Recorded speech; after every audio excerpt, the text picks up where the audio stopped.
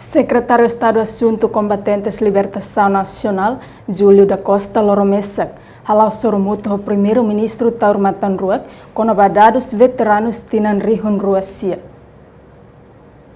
Foi sorumuto secretário de Estado do Assunto Combatentes Libertação Nacional, Júlio da Costa Loromesak, jornalista Sira, terça-feira semanane, e a Palácio Governo Dili Hateteng, dados veteranos batina rihun ruasia, sei halo validação nacional, e halorong ide fulam fevereiro tinangne, to e halorong ronulu racing 5 fulam fevereiro tinangne. Os veteranos de 2009 kita se halo validação nacional haboi 1 de fevereiro to 25 de fevereiro.